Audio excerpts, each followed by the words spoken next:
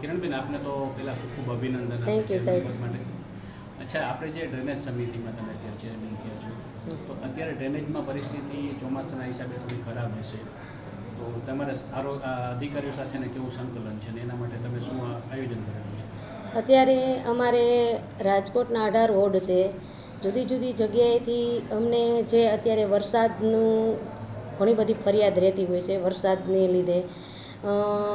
એમાં અમે જે આરોગ્યને લગશે, કારણ કે ડેનેજ ઉભરાય એટલે થોડાક મચ્છરને આન તે આરોગ્યને લગતી ફરિયાદ હોય કે અમને એમ થાય કે નહીં, આરોગ્યને ધ્યાનમાં રાખીને અમારે તાત્કાલિક એ ફરિયાદ આવતી હોય એનું અમારે સોલ્યુશન લેવું પડે. અને જુદી જુદી જગ્યાએથી જે ફરિયાદ આવે એમાંથી અમે વધુમાં જે એકદમ સોલ્વ થાય એના માટે પ્રયત્ન કરીએ છીએ. બીજું, અધિકારી સાથે અમારે હજી મિટિંગ બાકી છે. બધા અધિકારી પાસેથી અમે આંકડો લઈએ છીએ કે ઓનલાઈન કેટલી ફરિયાદ છે, કેટલી નિકાલ કરી અને કેટલી પેન્ડિંગ પડી છે અને શેના માટે પેન્ડિંગ પડી છે, એ બધા આંકડા અમારે અધિકારી પાસેથી લેવાના છે. અને વધુમાં વધુ જે આની ઉપર અમે ધ્યાન દઈ અને કામ કરાવીએ એવી અમારી તૈયારી છે. અચ્છા, દરેક વોર્ડમાં અંદાજે કેટલાક માણસો કામ કરે છે એનો આંકડો હજી અમારી પાસે આંકડો આવ્યો નથી. હજી અમારે અધિકારી સાથે 18 વોર્ડના ડેપ્યુટી સાથે અમારે મિટિંગ બાકી છે કે કયા વોર્ડમાં કેટલો સ્ટાફ છે.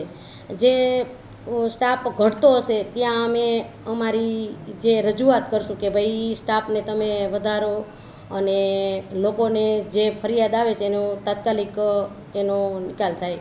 અત્યારે અંદાજિત મશીનરી શું હશે તમારી પાસે?